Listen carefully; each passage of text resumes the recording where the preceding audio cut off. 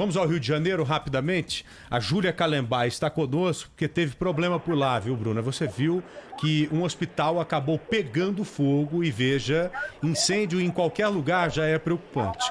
Em um hospital, então, nem se fala. Nós sabemos muito bem, me parece que já há uma morte confirmada, mais de 100 pessoas tiveram que ser transferidas, removidas, né, às pressas de dentro deste hospital no Rio de Janeiro, que, repito, reforço, de repente se viu em chamas. Vamos entender melhor com a Júlia Calembá ao vivo conosco, explicando primeiro como que deve ter iniciado esse incêndio, como que os homens do Corpo de Bombeiros foram acionados, esta confirmação de morte, se há mais pessoas feridas ou não. Júlia, muito boa tarde a você, seja bem-vinda aqui ao Bora Brasil. Boa tarde, Júlia.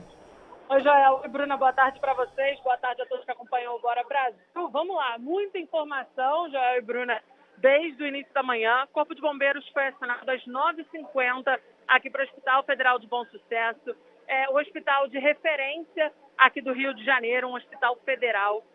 Esse incêndio começou no almoxarifado, mas acabou tomando conta, a fumaça acabou tomando conta de todo o prédio. Mais de 200 pacientes estavam internados na enfermaria do hospital e aí cerca de 170 foram realocados para outros prédios aqui do hospital. Esse incêndio começou no prédio 1, eles foram realocados para o prédio 2. Os outros tiveram que aguardar e conseguiram transferência para outros hospitais, da rede municipal, também da rede estadual aqui do Rio de Janeiro, prontamente. E, Bruna, só para vocês terem uma noção, uma oficina de carro, uma oficina mecânica foi usada para receber esses pacientes enquanto eles aguardavam aí transferências de unidades. Aqui no Hospital Federal de Bom Sucesso, tinham 8 pacientes internados com a Covid-19, inclusive no mesmo setor onde pegou o fogo. Então, a preocupação era, esses pacientes precisam de isolamento e esses pacientes precisam ser realocados para outras unidades para não contaminar outros pacientes.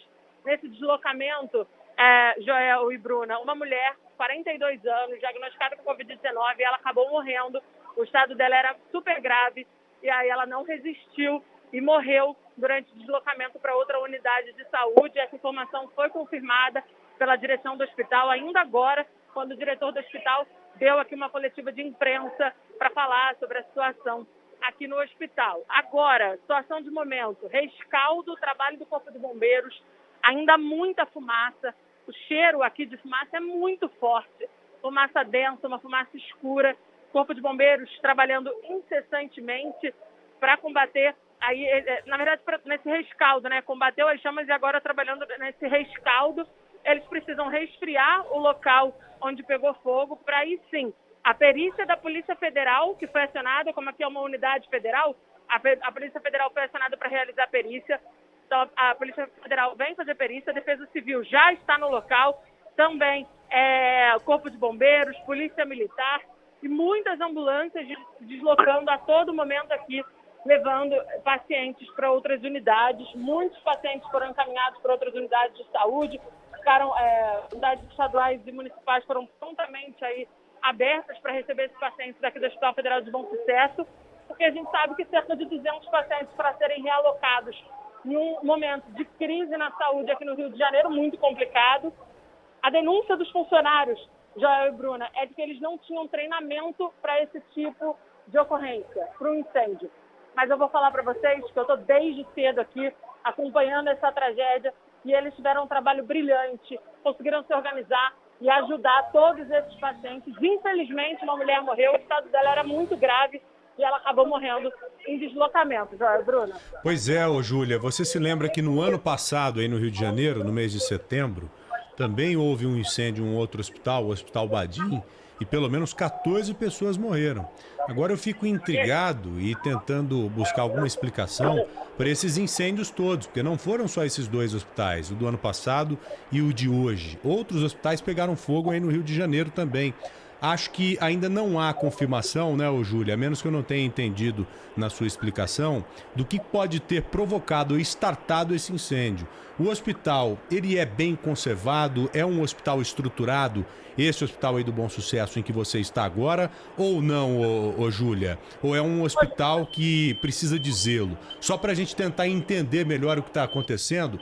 E eu vejo essa movimentação toda, pessoas que foram retiradas às pressas de dentro do hospital e veja que uma pessoa que morreu, muito provavelmente, isso aconteceu porque ela devia estar dependente ali naquele instante de algum aparelho. Não sei se estava entubada, se estava na UTI, mas a lógica, pelo que eu entendi até agora, seria essa, né? De que ela foi retirada às pressas e teve ali algum aparelho que a mantinha viva por vários motivos, retirado. Não sei, queria entender melhor, queria que você explicasse melhor pra gente, Júlia.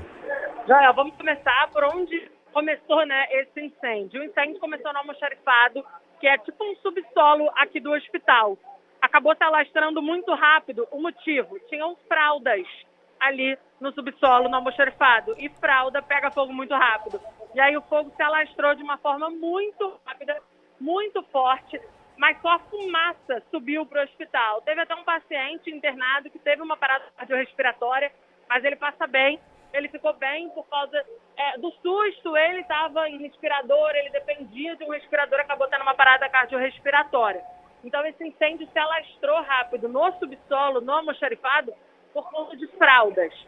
Ainda não sabe o que começou esse incêndio. Agora a perícia da Polícia Federal vai esclarecer, né, o que começou, como é que começou esse incêndio.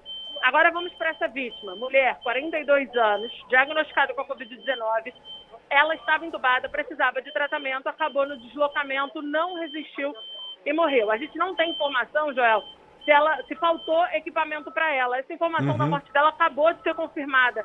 Então a gente ainda não sabe se faltou ou não equipamento para ela. Mas o que eu posso te dizer é que eu estou desde cedo, a Band News FM deu esse incêndio em primeira mão. Nós fomos os primeiros a chegar aqui no local e a todo momento a gente via macas, insumos, aparelhos, respiradores chegando aqui no hospital, entrando, saindo, levando para esses pacientes, para o atendimento desses pacientes. Se não tivesse todos esses insumos, se não tivesse inclusive uma ação rápida dos funcionários, seria pior, uma tragédia muito maior. A gente estaria vendo aqui um outro hospital Badim, que foi o que você falou, que morreram 14 pacientes aqui no Rio de Janeiro. Então realmente teve uma ação rápida. Esse é um hospital grande, é um hospital federal de referência aqui no Rio de Janeiro, realiza inúmeras cirurgias. E, inclusive, Joel, na hora que aconteceu o incêndio, cirurgias estavam em andamento. O centro cirúrgico foi tomado pela fumaça. Tiveram que parar expressas essas cirurgias. O paciente passa bem.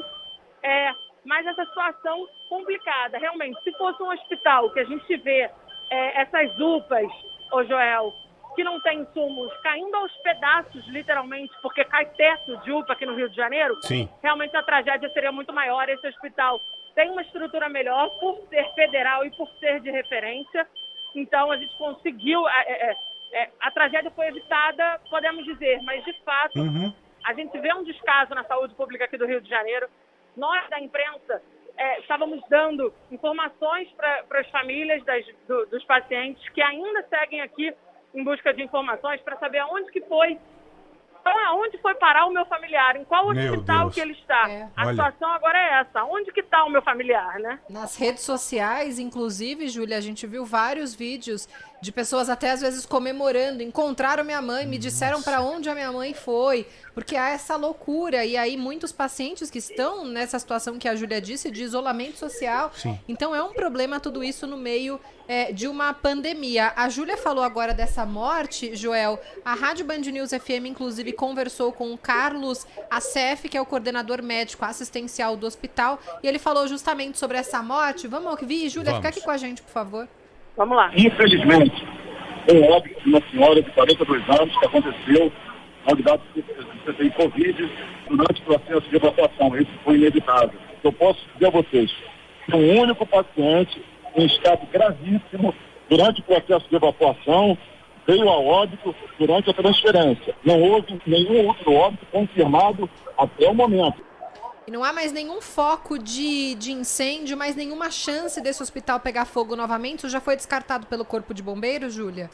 Ainda não, Bruno. Inclusive, o tenente-coronel do Corpo de Bombeiros, Lauro Boto, ele conversou com a gente, foi questionado pela imprensa sobre possível explosão. O que acontece? Não está mais pegando fogo, não tem mais chama, mas o local ainda está muito quente. E ele cercado, Bruno e Joel, só para eu explicar para o nosso ouvinte, vou tentar explicar para vocês tentarem visualizar junto comigo. São 3 paredes. É um prédio cercado por 3 paredes e tem um vão. Aonde está pegando fogo, pegou fogo, é bem nesse vão, num prédio que fica no vão. Então ali é mais de difícil acesso, os bombeiros eles estão em cima de um telhado, daquela telha de amianto, que era bastante fácil, a gente sabe, mas eles estão ali trabalhando água a todo momento, não param de jogar água, porque agora o trabalho deles é resfriar esse local. Eles precisam resfriar para não acontecer nenhum tipo de explosão. O Corpo de Bombeiros não descarta uma possível explosão por ser um local, vamos dizer, mais afunilado. Então agora o trabalho do Corpo de Bombeiros é incessante, não para de sair fumaça. E se tem fumaça, a gente sabe que tem fogo ou está muito quente. Vocês lembram, né, da tragédia do museu aqui no Rio de Janeiro, que pegou fogo, enfim, perderam inúmeras peças de arte lá no local? Durante 3 dias, focos de incêndio foram aparecendo, reaparecendo. Essa é a preocupação do Corpo de Bombeiros. Outros focos de incêndio recomeçarem a aparecerem de novo. Por isso, esse trabalho incessante de água, para eles conseguirem controlar e resfriar o local para não ter chance de nenhum outro foco aparecer. Tá bom, então, ô Júlia. Muito obrigado pelas suas informações. Qualquer novidade, por favor, nos avise. Eu tô aqui procurando entender o desespero.